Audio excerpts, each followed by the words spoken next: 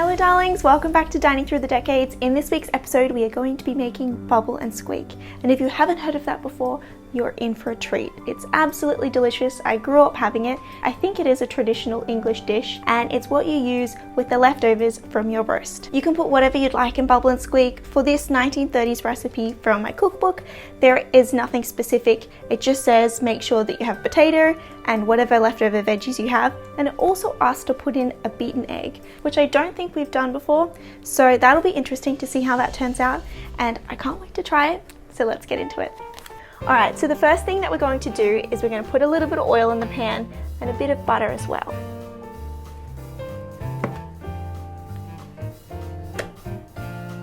So about a knob of butter, and I'm going to cook up some of these lovely fresh herbs. Now the recipe doesn't call for any herbs, but I think that just goes without saying. When you have a lovely fried potato veggie cake, you want some fresh, lovely homegrown herbs. Alright, so while that butter's melting, I'm just gonna roughly chop up. I've got some parsley here, some rosemary, and some thyme. Alright, the butter has melted nicely, so I'm just gonna throw in the herbs.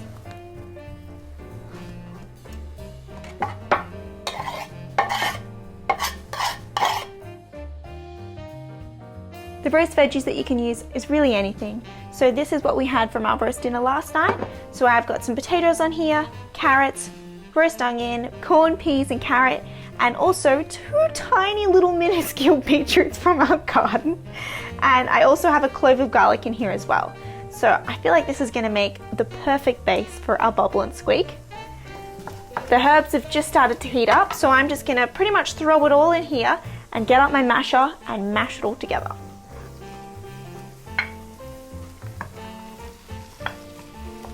I'll put the peas, corn and carrot in later. I'm just going to mash up the root vegetables.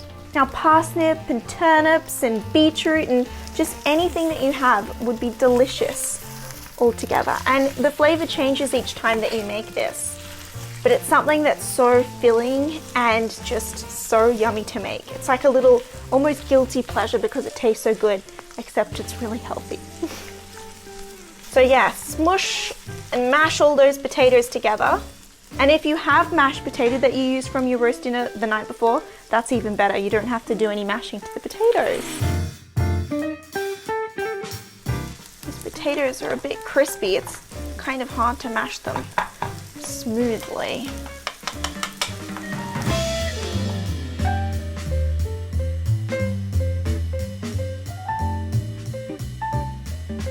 A good pinch of salt.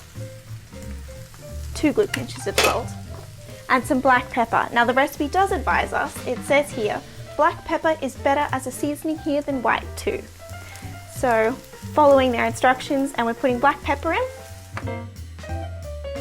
Now, the lovely thing about bubble and squeak is once you've created this mashed veggie combination and you've put in all your other little vegetables with it as well, you keep frying this and you flip it over and you squish it together and you keep frying it. And then that roast flavor from your veggies is even better once it's been crisped up on the pan. Okay, so I've got some cabbage here, and that is something that's usually added into bubble and squeak. And so the mixture of the cabbage and the potato cooking in the pan makes a squeaking noise, and that's why it's called bubble and squeak.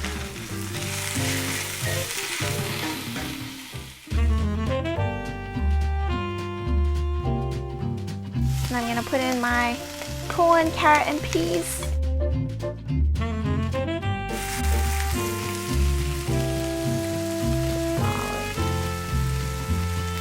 Alright, my tiny little bit of garlic that I have here. I love roast garlic like this. So good. Okay, now I'm going to follow what the recipe says, and I'm going to be adding 2 eggs into this. And I'm going to beat these up before I add them.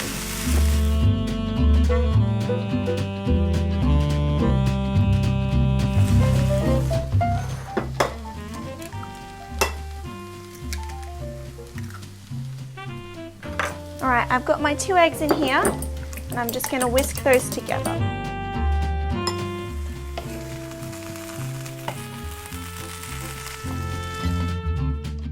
Alrighty. It's crisping up nicely already, and I'm going to add in this egg and see how it goes.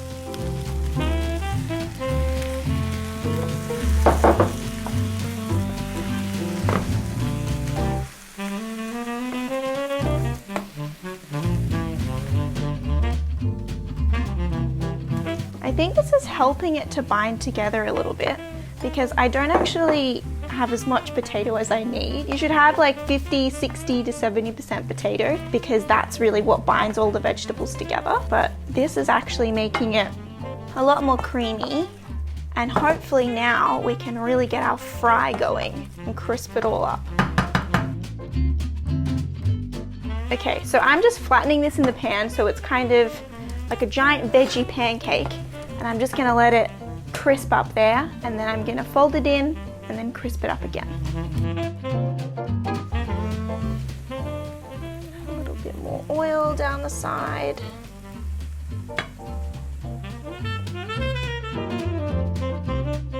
Making bubble and squeak is very straightforward and easy. It is just throwing everything into the pan. And now it's the most time-consuming part where we have to wait like 20 to 30 minutes so that it's really nice and crispy and that delicious flavor is all throughout. If you listen very closely, it's making a squeaking sound.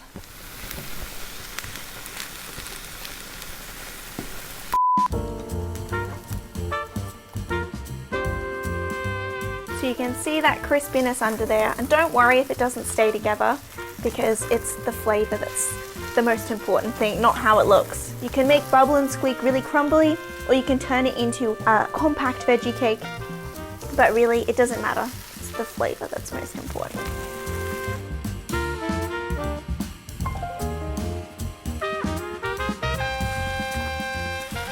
Oh, when did that fall out?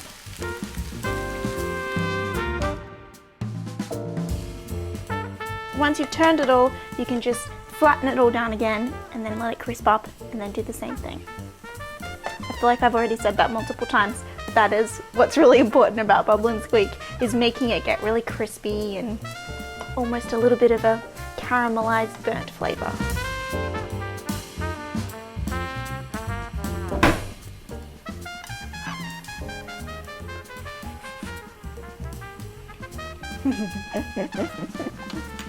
Oh yeah.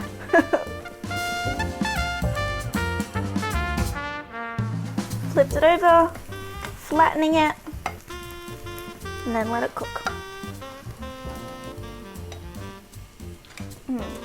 Once your bubble and squeak is cooked, you can just have it by itself.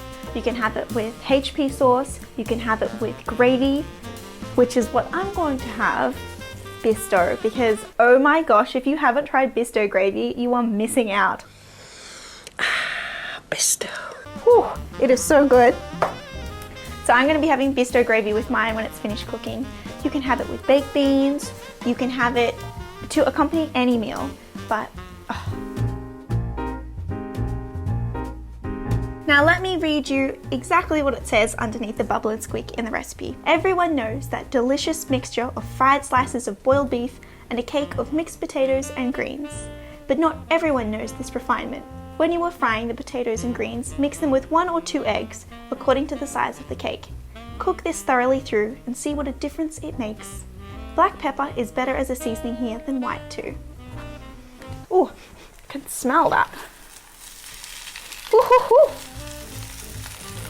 I didn't mention at the beginning of the video, but this is the same cookbook we've been using. This is the 1936 edition of the National Mark Calendar of Cooking. I have found some more of those cookbooks online, and some people have been asking about them, so you can actually get them from Etsy or eBay or somewhere like that, and the recipes in them are so simple and so delicious as well.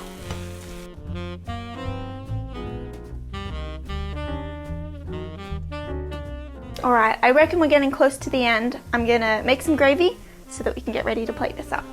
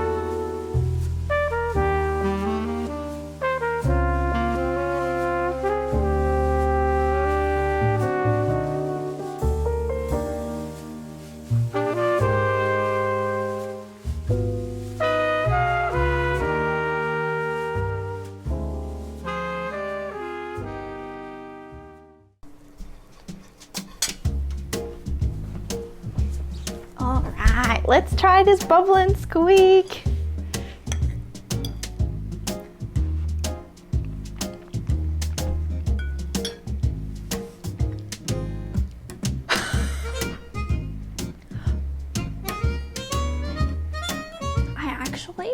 I was about to say I have no words, but I'm speaking, so I have words.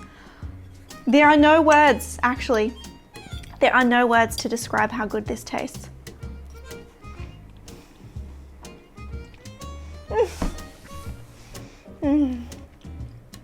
Oh yes, all the flavors. Oh, the crispiness from the pan, the corn, the peas, the potato, the roasted onion. I just got that crisp. And the gravy. Oh my gosh, the gravy. Oh, the crispiness is so good. Oh yeah. And another bit of crispiness. And those herbs are coming through as well. That's such a nice touch.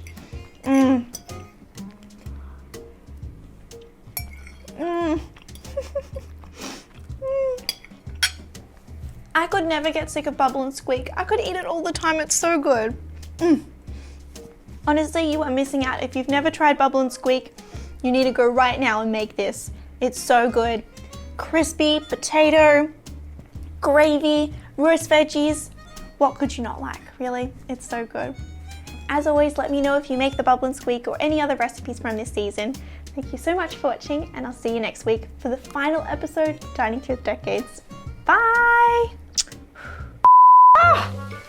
Food in my hair. Sorry James, this looks really random, but I'm just trying to get the audio for the squeak. Ow, ow, ow, ow, ow! Oh yeah. Oh yeah.